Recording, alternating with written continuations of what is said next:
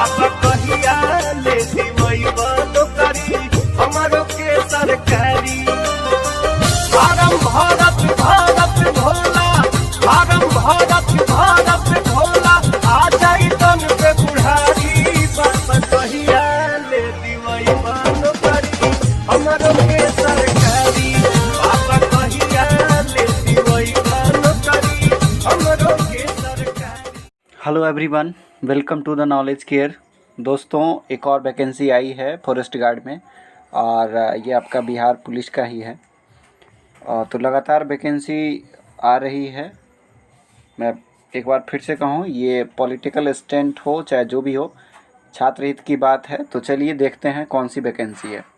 तो ये जो वैकेंसी है ये वनपाल की वैकेंसी है। इससे पहले आपने फॉरेस्ट गार्ड की वैकेंसी देखी थी और ये है वनपाल यानी फॉरेस्टर, इस पद का नाम है। और इसमें पुरुष और महिला दोनों कैंडिडेट इसके लिए एलिजिबल हैं। ऑनलाइन आवेदन प्राप्ति की अंतिम तिथि है 10/9/2020, यानी कि अभी आपका जुलाई चल रहा है ना, अगस्त सितंबर तक आप फॉर्म फिलअप कर सकते हैं। तो देख सकते हैं ये 10 अगस्त 2020 तक फॉर्म फिलअप हो सकता है। ये है एडवर्टाइजमेंट नंबर 4। इससे पहले मैंने एडवर्टाइजमेंट नंबर 3 जो कि फॉरेस्ट गार्ड की वैकेंसी थी उस पर बात किया था। आइए अब हम बात करते हैं इसके वेतनमान की। तो वेतन काफ़ी अच्छा है, लेवल 5 का वेतन है 29,200 से 92,300 तक। ठीक है, इसमें टोटल पोस्ट हैं 236। ठीक है, उसमें 484 पोस्ट थे, यहाँ 236 पोस्ट है। चलिए आगे जानते हैं इसके लिए एलिजिबल कौन कौन लोग हैं।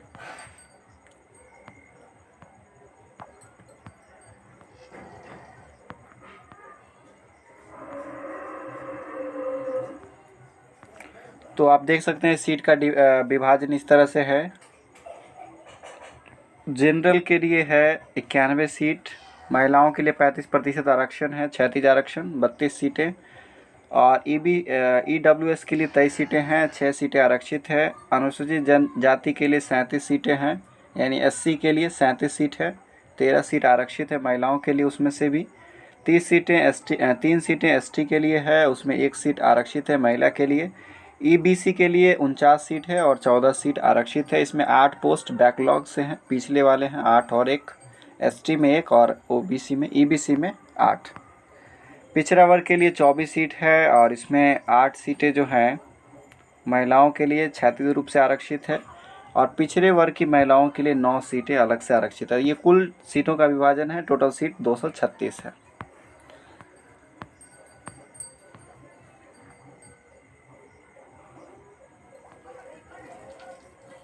कट ऑफ तिथि क्या होगी? तो 1 जनवरी 2020 से पहले आपका आयु सीमा, शैक्षणिक योग्यता, इन सबको आपको कंप्लीट करना है।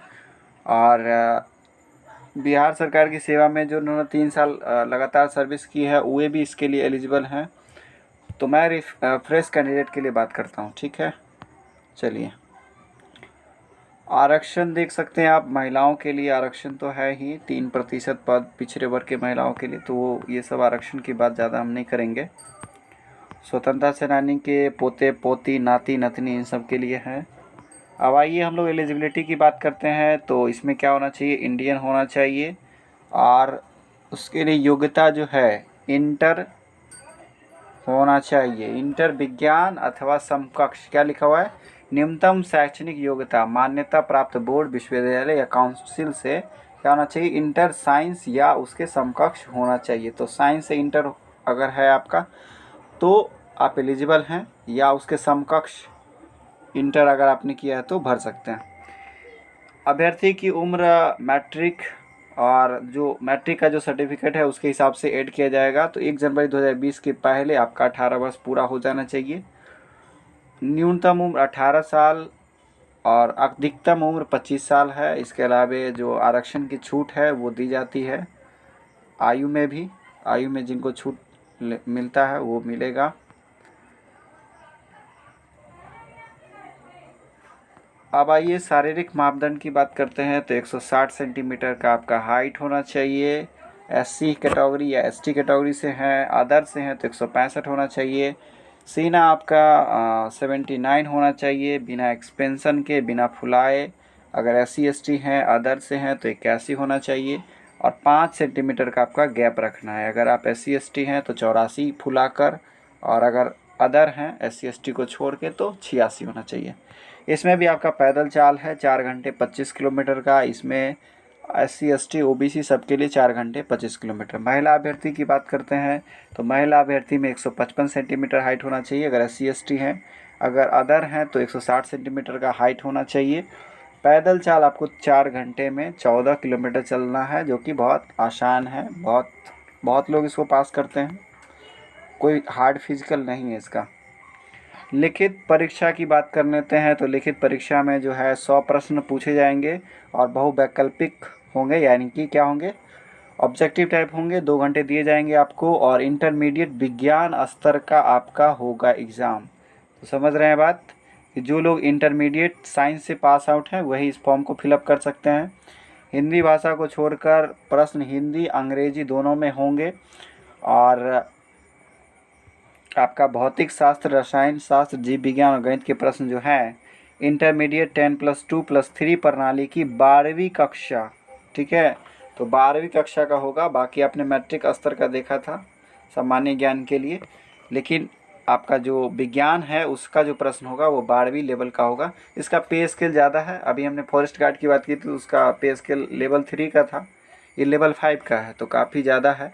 और इसमें साइंस वाले ही भर सकते हैं, जिन्होंने साइंस से किया है वे ही फॉर्म फिलअप कर सकते हैं। तो ये बहुत बड़ी बात है और ये रिमार्केबल है।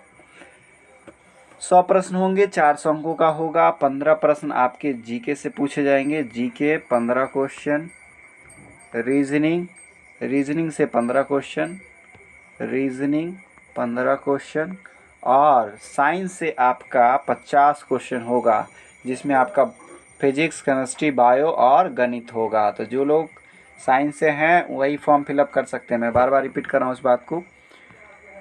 OMR बेस्ड होगा आपका एग्ज़ाम। 20 प्रश्न होंगे आपका भाग 4 में, 15-15 30 50 हो गया 80। 20 प्रश्न आपका हिंदी भाषा के ज्ञान से संबंधित होगा, और 20 प्रश्न में 10 प्रश्न हिंदी से और 10 प्रश्न अंग्रेजी के होंगे, ठीक है। और हिंदी का प्रश्न तो हिंदी में ही रहेगा, है ना, अंग्रेजी का अंग्रेजी में ही रहेगा, बाकी का आपका दोनों लैंग्वेज में रहेगा। नेगेटिव मार्किंग है, प्रत्येक उत्तर के लिए 1/3 अंक काट लिए जाएंगे, यानी कि 4 अंक मिलेंगे एक आंसर, सही आंसर के लिए, और अगर गलत करते हैं तो 1.33 आपका काट लिया जाएगा, ठीक है। तो बहुत अच्छी वैकेंसी है साइंस वालों के लिए। ये जो है न्यूनतम कट ऑफ है, इसका कोई मोल नहीं है, ये बस ऐसे ही है दिया गया कि मिनिमम 40% लाना है जनरल वालों को, 36.5% लाना है पिछड़ा वर्ग वाले को, और EBC वालों को 34%, और SC/ST वर्ग को 32%। ये न्यूनतम कट ऑफ है, इसका कोई मोल नहीं है। आपका जो 284 पोस्ट की बात की है ना हमने, जो आपका सीट है 236 है, हाँ सॉरी 236 सीट है, उसका 2 गुना शायद बुलाया जाएगा, देखते हैं।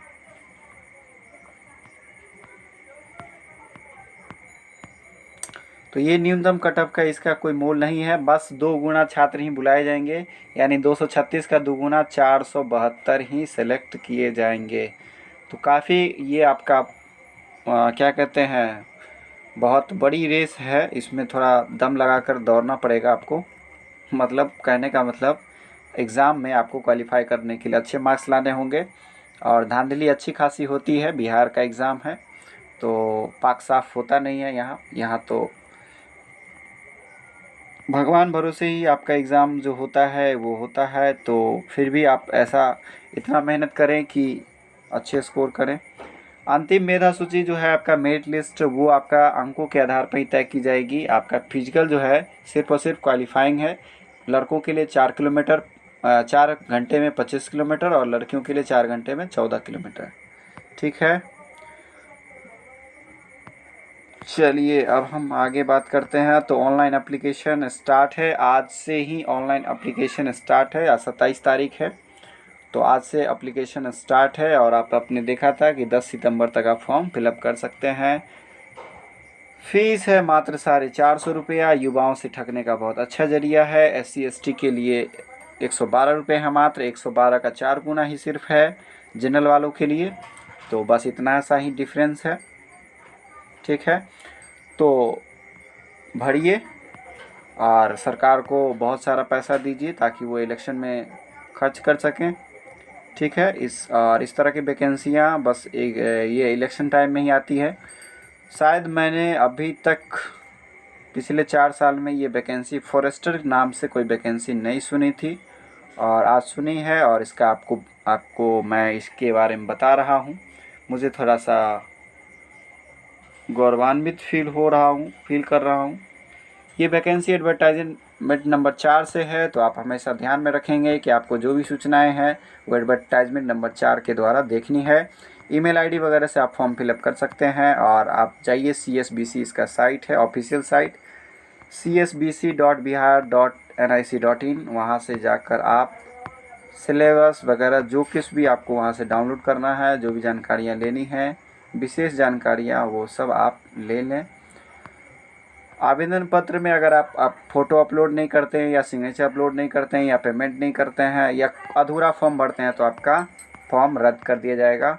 और एक बार अगर आप फ़ी पेमेंट कर दिए तो आपका रिफ़ंड नहीं होगा, वो सरकार के खाते में चला जाएगा। तो ये था आपका फॉरेस्टर की वैकेंसी, और आपने इसे अच्छे से गौर किया। उम्मीद करते हैं आप इसमें सफल हों। धन्यवाद।